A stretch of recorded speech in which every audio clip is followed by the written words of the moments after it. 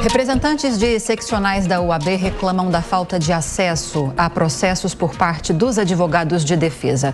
E sobre esse assunto, a gente fala agora com a presidente da Ordem dos Advogados do Brasil, do Mato Grosso, Gisela Cardoso.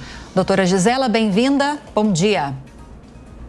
Bom dia a todos. Mais uma vez, uma satisfação estar aqui com vocês. Agora, doutora, da última vez que nós falamos sobre esse assunto, nos foi informado que esse grupo, de presidentes de seccionais havia entrado com um pedido no Conselho Federal da OAB para que fossem tomadas providências a respeito dessa dificuldade de acesso a esses processos por parte dos advogados de defesa. Algum desdobramento após esse pedido? Sim, na verdade nós recebemos, naquele momento em que houve aquela decisão, com os bloqueios de conta, com algumas limitações de direitos, nós recebemos pedido de alguns advogados, especialmente aqui no Mato Grosso, vários advogados, porque muitos dos empresários das empresas que estavam, que foram alvo desta ação, ou que foram alcançadas por essa decisão, são de Mato Grosso. Então, imediatamente nós encaminhamos ao Conselho Federal um pedido de intervenção para que os advogados, para que os representantes dessas partes pudessem ter acesso aos autos e, assim, promover a defesa de todos aqueles que foram alcançados pela decisão. Tivemos um retorno imediato do Conselho Federal, importante destacar o presidente Beto Simonetti, junto com a Procuradoria do Conselho Federal, imediatamente interviu e hoje, acompanhando ou tendo contato com esses advogados, os acessos já foram liberados para que possam, como eu disse, essas partes terem direito ao exercício da sua ampla defesa, conforme garante aí a nossa Constituição Federal. Seguimos então agora com as perguntas dos nossos comentaristas. Roberto Mota. Bom dia, doutora. O direito de acesso aos autos de um processo deve ser provavelmente uma das coisas mais básicas para a garantia do Estado de Direito e do direito de defesa do cidadão quando acusado pelo Estado. A senhora conhece algum precedente na história do Brasil de advogados terem o acesso impedido aos autos dos seus clientes? Não à toa, como você bem disse, talvez uma das maiores garantias constitucionais do cidadão é o direito a ser representado por um advogado e esse advogado ter acesso aos autos. Não à toa que a previsão está na própria Constituição Federal. A Constituição Federal traz a advocacia como indispensável à administração da justiça e coloca o advogado como inviolável dos seus atos no exercício da sua profissão nos limites da lei. Daí a importância da profissão da advocacia. O exercício da advocacia representa para o cidadão o acesso à justiça, a garantia da defesa, da sua defesa e de seus direitos. Então, é imprescindível que as prerrogativas do advogado sejam observadas. Violar a prerrogativa de advogado representa efetivamente violar o acesso do cidadão ao exercício do direito. Então, quando nós tivemos essas reclamações ou esses pedidos de ajuda de advogados, volto a dizer, aqui em Mato Grosso especialmente, que estavam tendo dificuldade de acesso a esses autos, houve uma imediata ação para que fossem garantidas as prerrogativas, para que esses advogados pudessem ter acesso aos autos e, assim, exercer a defesa daqueles que os constituíram como advogados. Doutora, pergunta agora de Amanda Klein.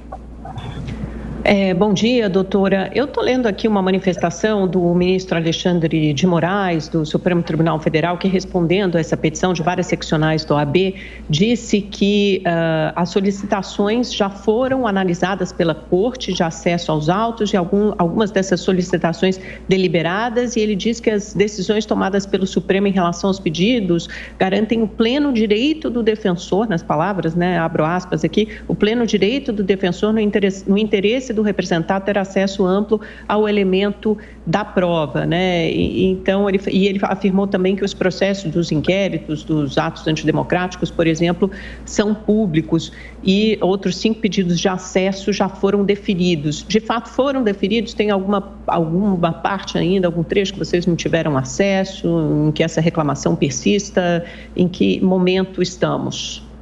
Isso, Amanda, essa decisão do ministro, ela inclusive ela atende um ofício encaminhado pelo Conselho Federal, assinado pelo presidente Beto Simonetti, representando, como disse, esses pedidos dos diversos advogados que chegaram até o Conselho Federal para auxiliá-los na dificuldade que estavam sendo encontrada de acesso aos autos. Nós tivemos advogados, como exemplo eu cito aqui de Mato Grosso novamente, que saíram do interior do estado, foram até Brasília, foram até o gabinete do ministro e estavam com dificuldade de acesso. O processo, ele não é eletrônico, é um processo físico, então a dificuldade de acesso realmente existiu. Houve, como eu disse, a imediata intervenção da nossa Procuradoria do Conselho Federal, do presidente do Conselho Federal, e a partir daí esta decisão autorizando as vistas àqueles advogados que requereram acesso, juntando as devidas procurações, porque parte desse inquérito ele é sigiloso, então os advogados que estavam devidamente autorizados, constituídos, tiveram sim acesso, pelo menos todos aqueles que entraram em contato, especialmente aqui com a AB Mato Grosso, Conselho Federal, tiveram esse retorno deferindo o pedido de acesso aos autos para assim prosseguir com a defesa dos seus constituídos. Deputado Coronel Tadeu. Doutora Gisela, muito bom dia. A senhora já falou sobre o direito do réu ou do indiciado ter que ser representado em qualquer processo. E nós estamos aí diante de alguns casos onde isso não tem acontecido.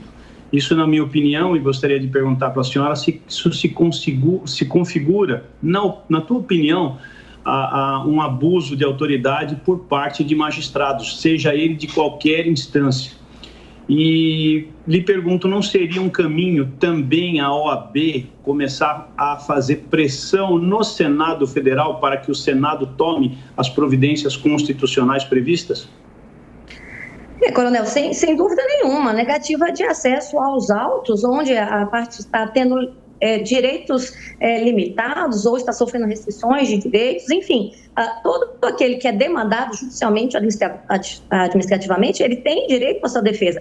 E aí, como o senhor bem destacou, nós temos no nosso sistema jurídico aquilo que nós chamamos de capacidade postulatória, né? Vamos supor hoje se um magistrado, se alguém assistindo aqui a nossa entrevista entende que alguma fala que ela foi antidemocrática e determina o afastamento de algum de nós ou determina o bloqueio de alguma das nossas contas, para exercermos a nossa defesa, né, não podemos fazer sozinho, ou a parte do cidadão não pode fazer sozinho. Ele tem que constituir um advogado, o advogado com a sua capacidade postulatória, exercer essa defesa através do advogado. Então, a partir do momento em que se nega o acesso ao advogado, o acesso aos autos, para que ele possa exercer de forma livre, de forma autônoma e independente, aí nós estamos diante de uma violação, do cerceamento de defesa.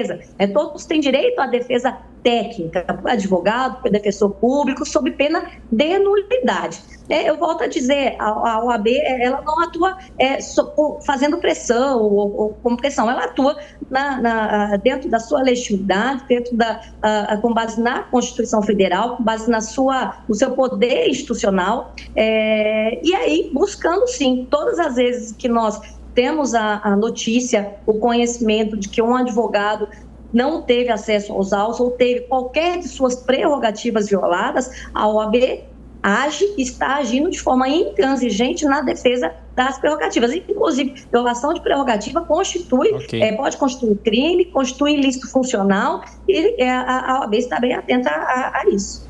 Doutora Gisela Cardoso, presidente da Ordem dos Advogados do Brasil, da Seccional do Mato Grosso, obrigada pela entrevista mais uma vez e bom fim de semana, doutora. Muito obrigada, eu que agradeço. Vamos todos torcer pela seleção brasileira e pelo nosso Brasil. Obrigada, bom dia a todos.